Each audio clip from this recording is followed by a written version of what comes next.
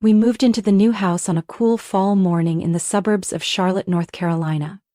It was a 3-bedroom house with a backyard big enough for a dog, a few flower beds, and maybe, one day, a swing set for a child. Ethan and I had been married for 8 months, and this house was the beginning of everything we had ever dreamed of. A peaceful, private home just for the two of us. We had spent the entire summer searching. I remembered every phone call, every house tour, and the long nighttime conversations debating between potential and price. We chose this house for the quiet neighborhood and the soft afternoon sunlight that streamed through the living room window. The moment I stepped inside, I felt my heart settle.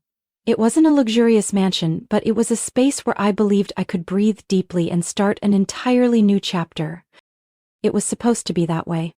Just 2 days after we moved in, while I was still unpacking boxes in the office and Ethan was fiddling with a leaky hose in the yard, a silver SUV pulled up to the front. Before I could even register what was happening, the car door opened, and my mother-in-law, Linda, stepped out without bothering to knock. Behind her was Richard, my father-in-law, wearing a faded white shirt and holding a large bag of pastries. "Aren't we having a housewarming party?" Linda said as she walked in with a smile. No questions, no waiting. I hadn't even opened my mouth before she started scanning the room like she was inspecting a hotel. "Helen, these curtains look cheap, and the sofa's a bit cramped in that spot, don't you think?" I swallowed my irritation and tried to keep a polite smile. "We're still figuring things out." Richard stepped in with the bag. "Brought you two some sweets and a few tips on home maintenance. Parents have experience, you know." I glanced at Ethan, hoping he'd say something, but he just smiled softly and nodded like everything was perfectly normal. Linda sat down, crossed her legs, and looked straight at me. "So when do I get a key to the house?" I froze. "I'm sorry, what?"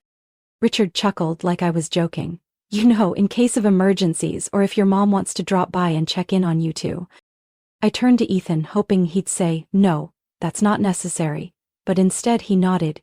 "Yeah, that makes sense. So they can get in if something happens." I heard the wooden floor creak beneath me, or maybe it was the sound of my heart sinking. I forced a smile. "Of course. I'll get an extra one made." But in my mind, every piece of peace I had imagined about our new life was starting to crack. No one had prepared me for this, the feeling of my own home becoming a stage for others to enter freely, like they owned it. I didn't dislike my in-laws, but their presence always felt like a cold breeze through the curtains I'd just hung, making me shiver. Linda was controlling, Richard always scrutinizing, and Ethan? He was just too used to going along. I knew then that if I objected, they'd think I was selfish. But if I stayed silent, I would lose my freedom in my own home. I smiled, and in that exact moment, I knew I wasn't going to let this slide. Not because I wanted conflict, but because I had waited too long for a home, and I wouldn't let anyone invade it, no matter who they were. That evening, after my in-laws left from their surprise visit that lasted over 3 hours, I sat on the couch in the living room, staring at the warm yellow light casting on the wall, trying to steady my breathing. Ethan was in the kitchen washing the glasses Linda had deliberately left behind, like a subtle display of control. The house still smelled heavily of rose perfume she'd sprayed everywhere, claiming it freshened the air. I stayed silent for a while until the water stopped running and Ethan came to sit across from me. "What's wrong?" he asked, his voice light as if nothing had just happened. I looked him straight in the eye. "You gave them a key, didn't you?" He hesitated for a moment, then exhaled like he'd been caught. "Yeah, but it's just so they can come in if there's an emergency. No one wants their parents stuck outside if they need help." I clenched my hands, keeping my voice from shaking. "An emergency like inspecting the curtains? Or evaluating how I arranged the living room?" Ethan frowned.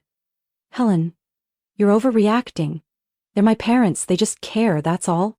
"Care?" I let out a laugh, sharp and cold. "They walked in without knocking, criticized everything, and asked for a key like this was their vacation home. I don't think they care about anything but control." Ethan didn't reply. He stared at the floor like he was weighing something even he wasn't sure about. I stood up, walked into the bedroom, and closed the door. Not harshly, not angrily, just firmly. I needed space to think, and I knew that if I didn't do something, this wouldn't stop. The next morning I woke up earlier than usual. Ethan was still asleep. I made coffee, grabbed my notebook and started writing. Not a journal, but a plan. I didn't know exactly what I'd do, but I knew one thing. I needed to take back control of my home. Quietly, cleverly, and undeniably. That afternoon I stopped by the locksmith near our neighborhood. The locksmith, Marcus, a man in his 40s with calloused hands and a genuine smile, helped me choose a secondary lock that could be secured from the inside, one that no old key could open. "I want to install this on the inside of the front door," I said, "just for extra safety in case I'm home alone." Marcus nodded. "This one's used in hotels a lot, simple, sturdy, and effective." That night I installed the new lock while Ethan was on the phone with his best friend. He had no idea. And I didn't need him to know, at least not yet. The next day I acted like everything was normal, made breakfast, asked Ethan about work, smiled at his stories.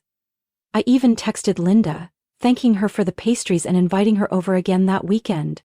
I knew I was playing the long game, and to win I needed them to lower their guard.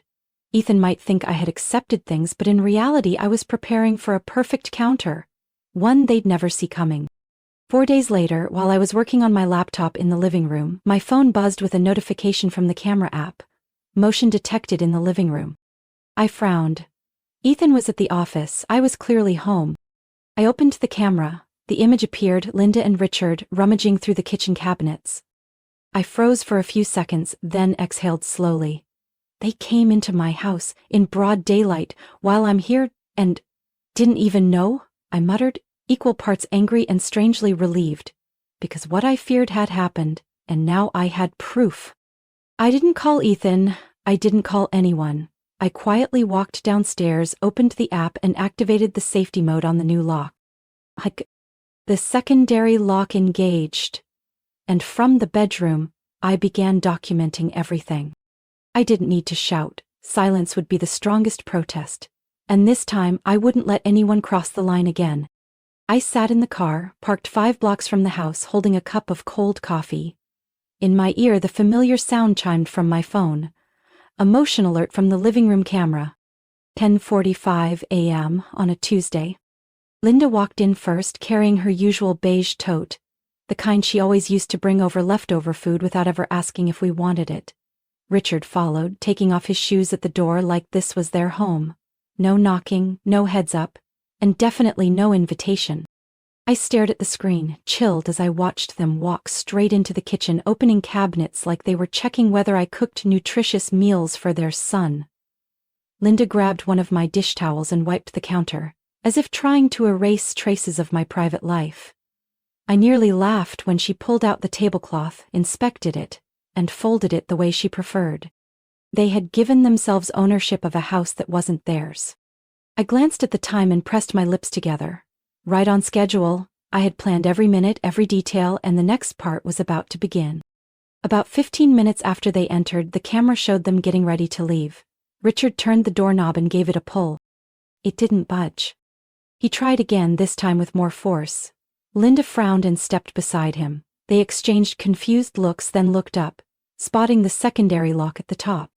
The same lock I'd had installed a few days ago, with help from a locksmith named Marcus, a sturdy hotel metal lock that could only be opened from the inside. Linda jiggled the door, Richard gave it a light shoulder push, still nothing. And then, the basement door creaked open. A tall man stepped out, broad shoulders, shaved head, wearing a faded denim shirt with a red dragon embroidered across the back. On his right arm was a hawk tattoo, his sharp eyes cutting straight through. "Well, good morning," a deep voice rumbled, laced with sarcasm.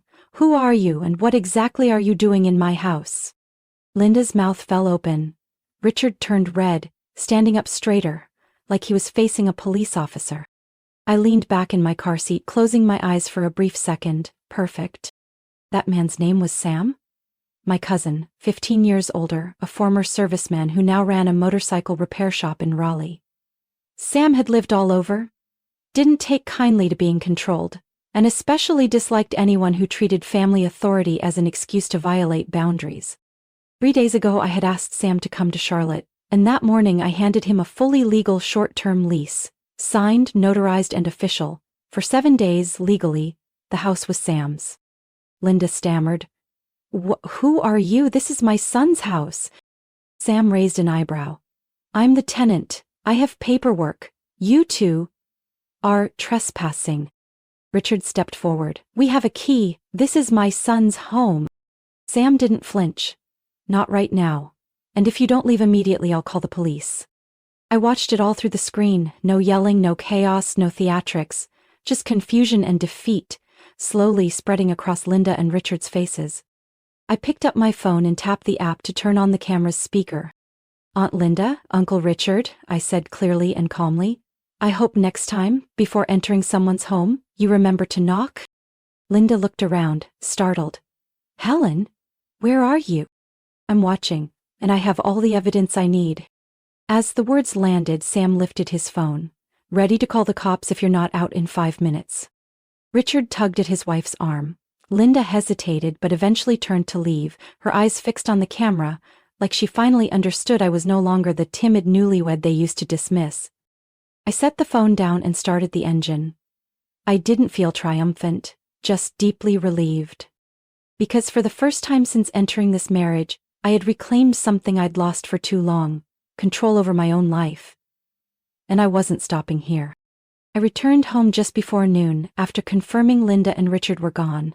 Sam was still in the kitchen boiling water with the new electric kettle I bought last week. He looked up when I walked in, flashing a sly grin. "All good?" I asked, placing my purse on the table. "All good." They were a little shaken but didn't raise their voices. Sam took a sip of coffee and shrugged. "Guess they're not used to being caught off guard." I sat across from him, opened my laptop and started extracting the footage. No editing needed. Everything was crystal clear. 2 older adults entering a private home without permission, then panicking when they found someone legally living there. "This is enough to send," I said softly. Sam nodded. "Want me to pass it to a lawyer? I know someone at the state office." I shook my head. "Not yet. I want Ethan to see it first." Because even though the plan had gone perfectly, there was one thing left to do: have an honest conversation with my husband. That evening, when Ethan came home, I stayed calm. He took off his coat, walked into the kitchen, kissed my cheek as usual. But I saw the confusion in his eyes when he noticed Sam still there, sitting at the counter with a cup of coffee. Sam?" Ethan asked, hesitating. "What are you doing here?" Sam glanced at me, then stood and shook Ethan's hand. "Hey, I'm staying here for a bit, got a lease and everything." Ethan frowned. "A lease? Here?" I stepped forward and gently placed the folder on the kitchen counter. "Ethan, I rented the house to Sam for a week. Signed by the owner, notarized, fully legal." He looked at the papers, then at me, his confused gaze shifting to surprise.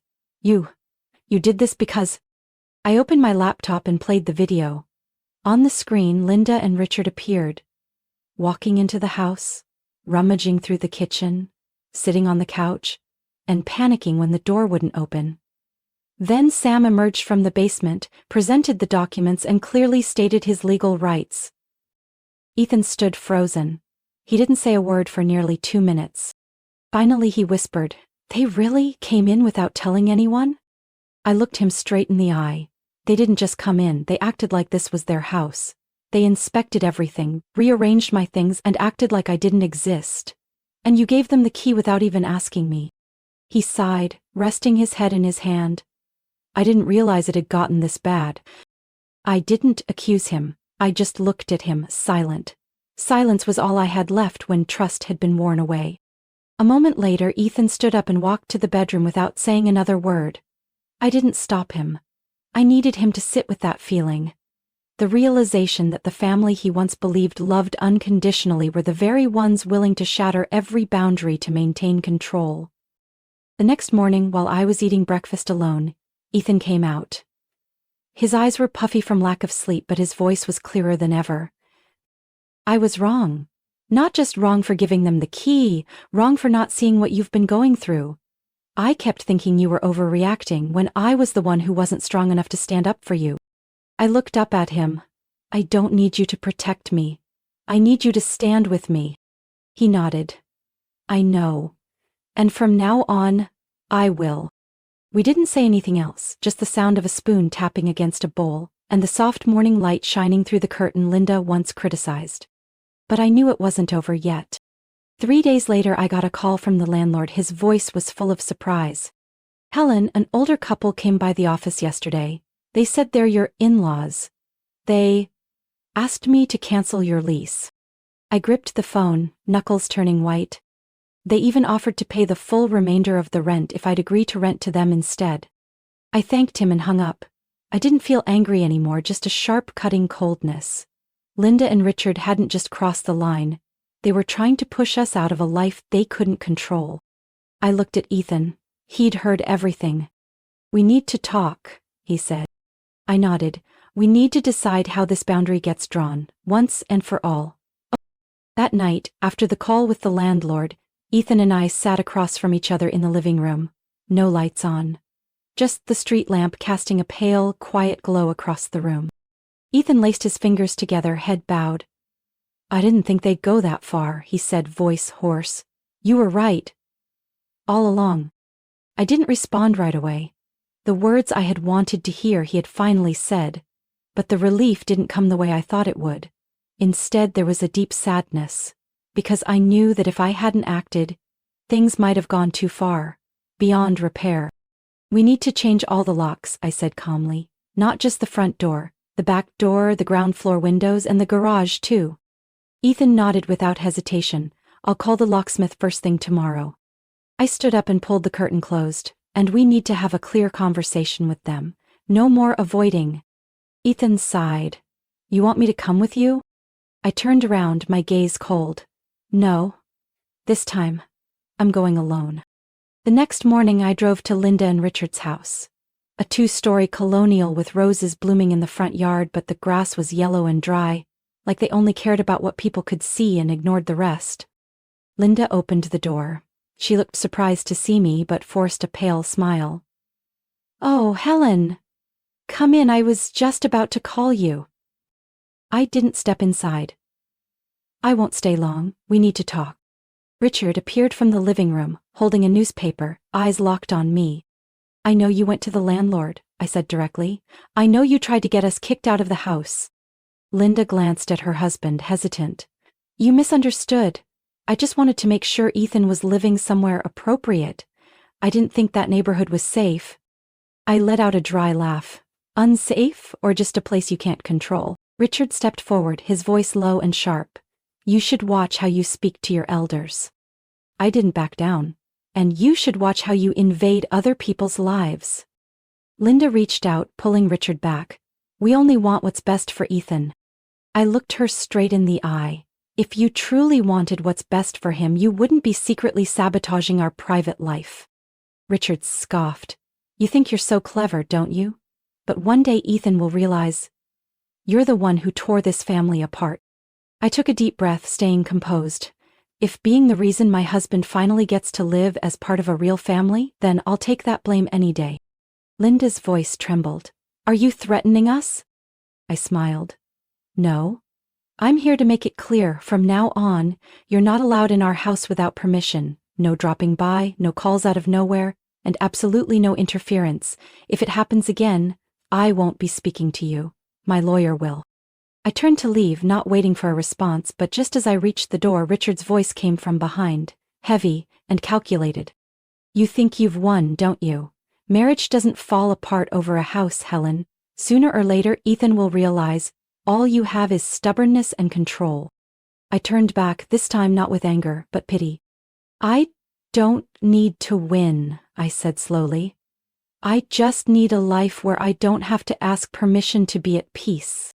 I walked to my car and closed the door gently. No drama, no shouting. Because the biggest things rarely need noise, just clarity and resolve. On the way home I got a message from Ethan. All the locks are changed, even the garage. I called someone to install an outdoor camera at the back door too. Everything's going to be okay, I promise. I looked outside, sunlight glowing softly on the pavement. I knew it wasn't over, but I also knew I wasn't fighting this battle alone anymore. I returned to Linda and Richard's house on a Saturday afternoon, just after the rain stopped. The pavement was still wet and the air smelled of freshly cut grass mixed with the damp scent of the bushes around the yard. I brought nothing but my phone and an unshakable will. Linda opened the door. She looked surprised to see me again, but there was no time for pleasantries. I'm not here to visit, I said flatly. I need answers. Richard was in the living room, feet up on the coffee table, holding a glass of iced water. He didn't bother to look at me. Just smirked. "You here to complain about us talking to the landlord again?" I stepped inside, standing in the center of the room like a line that couldn't be erased. "No. I'm here to confirm that you really did try to get us thrown out." Linda glanced at her husband, but Richard didn't flinch. He set his glass down and slowly stood up. "And what if we did?" he said, eyes locked on mine. "You think you can steal my son and drain everything from him?" I raised an eyebrow, my voice icy. "I didn't steal anyone. Ethan is a grown man who makes his own choices, but clearly that terrifies both of you, doesn't it?" Linda cut in, her voice rising like she was trying to drown out reason. "You don't understand, Helen. You just showed up less than 2 years ago. We're the ones who raised Ethan since he was a baby."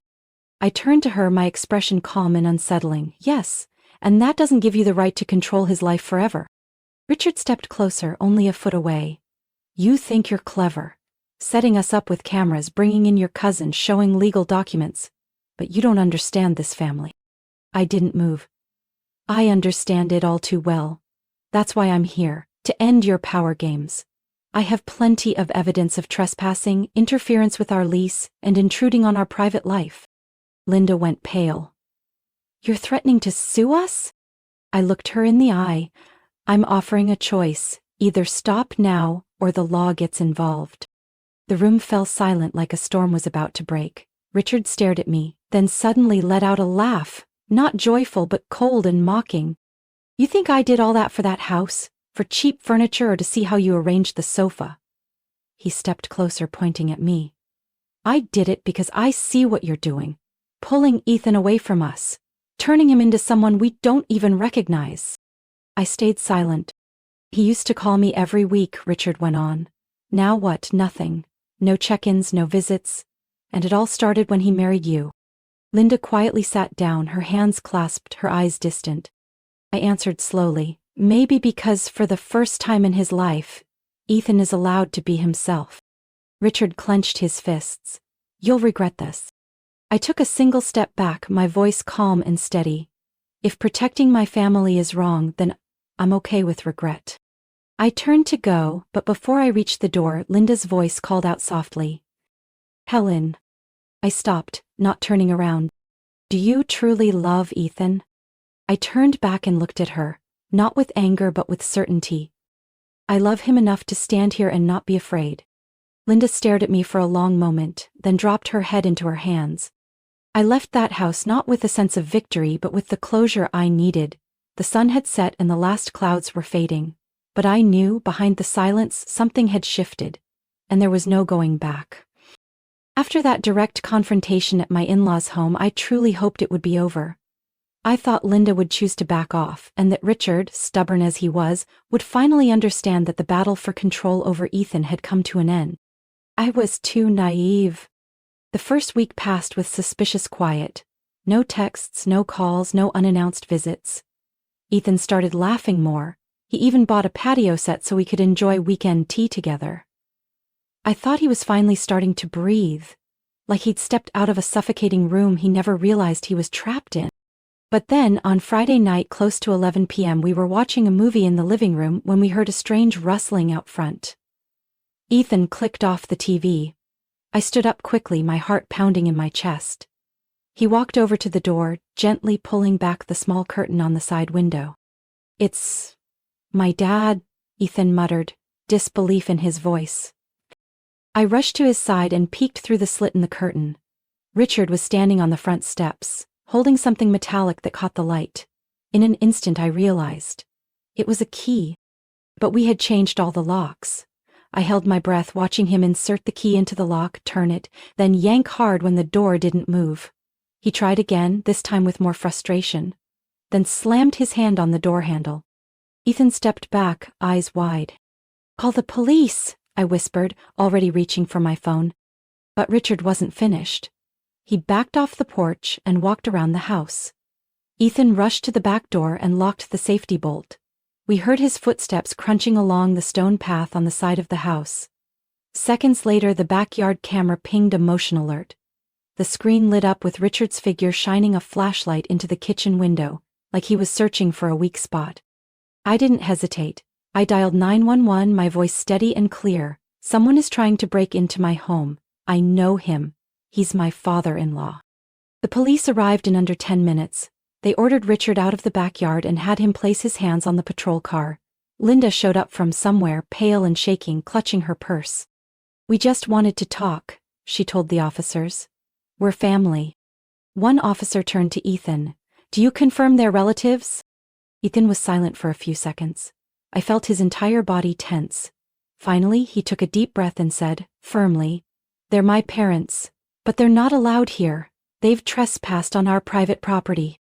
Linda staggered as if she'd been slapped. Richard squinted but said nothing.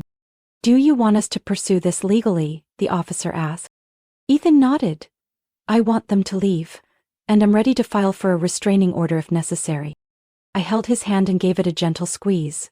In that moment I knew Ethan had truly chosen to stand with me, not against his parents, but to protect his own life, our life. After the police left, having issued a formal warning and ordered Richard's family not to return, the house fell silent. Ethan sat in a chair, his face buried in his hands. "Why would they do that?" he whispered. "They used to be good people." I knelt in front of him, placing a hand on his knee. "Maybe they were. But now, they can't accept that you're an adult who has the right to make his own choices." He looked up at me, eyes red. "I'm sorry I didn't see it sooner." I smiled. "You see it now. And I'm proud of you." At 1 a.m. I got a text from an unknown number. "You think you can keep us apart forever? You'll pay for this." I handed the phone to Ethan. He read the message, sighed, then opened the app and blocked the number. "We'll protect each other," he said firmly, "no matter what they try." I nodded, eyes still on the phone screen. Because I knew this wasn't over. But this time I had an ally, and I wasn't afraid anymore. 3 days after the incident with the police, just when I thought things had finally calmed down, a letter landed in our email inbox. It wasn't an apology. It wasn't an explanation. It was nearly 10 pages long, sent from a law office downtown. Subject: Request to reestablish family relations and restore communication based on moral and legal obligation. I read every word, every paragraph, feeling a mix of anger and disbelief. My in-laws, Richard and Linda, had hired a lawyer demanding we restore our relationship with them, claiming our refusal to communicate was causing severe emotional distress to the elderly and a violation of traditional moral values. They called our actions an extreme expression of negative influence from the wife. They called me the person who had severed their son from his family's love, and even suggested I should reconsider my role as a proper wife and daughter-in-law. I glanced at Ethan as he read the document on the screen. His face wasn't angry like I expected, it was just blank. As if he was too exhausted to feel anything anymore. "I'm the negative influence," I said softly with a bitter smile. Ethan slowly shook his head, closing his eyes for a long moment. Then he opened his laptop, pulled out a chair and began typing, each word slow, steady, and deliberate. "To Mr. Richard and Mrs. Linda. From this moment forward, we request that you refrain from contacting us through any means, phone, email, letters, or through third parties. Any further attempts will be considered harassment and may be subject to legal action. We owe you no presence, no conversation, and certainly no obedience. Please consider this your final notice. Ethan and Helen." I read that email over and over again, slower each time, not because I wanted to change anything, but because every word felt like a door finally closing, firmly, without regret. Ethan hit send. The simple sound echoed in our quiet house like a bell ringing in the distance. After that, we blocked every number, unfollowed every account, and we told our landlord that if anyone tried to harass or threaten us, he had our full permission to refuse them access and inform us immediately. But Richard and Linda didn't give up easily. They started sending handwritten letters, messy scrawls with bright red exclamation marks, even old family photos with notes like, "We used to be happy." I didn't reply. I tore them up into pieces and dropped them into the trash without hesitation. Sometimes they called from blocked numbers. When that didn't work, they switched to anonymous email accounts. Fake names, cryptic messages like, "A mother always waits for her son to return," or "Family is forever, little boy." The last time I saw anything from them was on Christmas Eve. A card left in the mailbox. No sender name, no stamp. The front showed 2 reindeer running through snow. Inside, just one handwritten line. "We forgive you. Come home." I sat in the car, card still in hand, looking through the windshield toward the small house with warm lights glowing inside. Ethan was standing on the porch, hands in his coat pockets, watching the gentle fall of the season's first snow. I stepped out and handed him the card. He skimmed it and nodded. "They don't get it," he said quietly. "Forgiveness is for the one who did wrong, not something you use as bait to pull someone back in." I held his hand tightly, silently. Nothing more needed to be said. We went back inside, closed the door and let the winter wind shut out everything else. Maybe they'd try to reach out again. Maybe there would be more accusations, more emotional tricks. But this time the door wasn't just locked with a metal bolt. It was locked with courage. With the decision not to live in fear. And with a love finally truly free. Spring arrived slower than usual, but in our hearts, peace had come long before. Since sending that final email and cutting off all contact, Richard and Linda tried a few last stunts. An anonymous bouquet left on the porch for Ethan's birthday, a call from a strange number, where all I heard was a sigh and a hurried hang-up, a message from an old friend asking how Ethan was doing after years of no contact. But none of it reached us anymore. We had learned not to respond. What unsettled them wasn't our anger, it was our silence. When there was no one on the other end to manipulate, control, or pressure, the power they once held meant nothing. Ethan began to change in ways I hadn't expected. He started writing again, something he gave up years ago after his father told him writing won't feed a family. He refurbished the small office in our garage, built shelves, hung up a whiteboard and filled it with new ideas. He even started submitting manuscripts to local publishers. And one week he got an email from an editor saying they wanted to see more.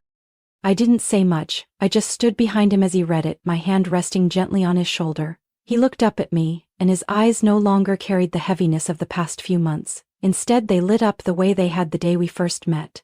It was the look of someone slowly becoming themselves again. One Sunday afternoon as we sat on the porch drinking lemonade, Ethan looked out at the quiet street and said softly, "I don't flinch when the doorbell rings anymore." I looked up at him and smiled. "And you don't check your phone every morning to see if anyone called in the middle of the night?" He nodded. "I used to think I'd never escape them. That family was something you could never cut off, no matter how much it hurt." Didn't argue, I used to believe that too. We both grew up being taught that patience was love, that forgiveness had no conditions, and that blood ties couldn't be turned away from. But it turns out sometimes loving yourself means saying goodbye to what's toxic. A month later we decided to host a small backyard gathering with a few close friends. Sam, the one who once scared my in-laws half to death, came too, bringing his signature barbecue and a bottle of Only for the Brave hot sauce. As laughter echoed through the yard, Ethan stood beside me, looked around and whispered, "For the first time in years, this feels like home." I turned to him and gave his hand a gentle squeeze. "And it's ours. No one gets in unless they're invited." Before leaving, Sam clapped Ethan on the back and winked. "You know, sometimes cutting ties is the kindest thing you can do, for both sides. At least it gives the other person a chance to look at themselves, if they're brave enough." Ethan paused, then nodded. "And if they can't, at least we still have the rest of our life ahead." We cleaned up the backyard as dusk fell, soft yellow string lights blinking along the fence.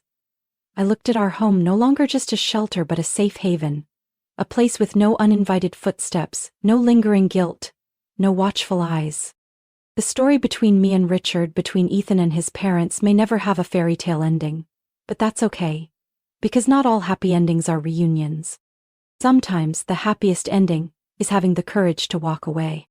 And for the first time in a long, hard journey, I can finally say with a quiet heart, we are truly free. From my own story, I've realized that not every relationship labeled family deserves to stay. There are boundaries that once crossed too many times make cutting ties not cruel but necessary to stay true to yourself. Real love doesn't control or manipulate, and sometimes the strongest thing you can do isn't to endure, it's to walk away and choose peace. Because everyone deserves a home that is truly their own. What do you think about Helen's story and how she protected her happiness? Share your thoughts in the comments below.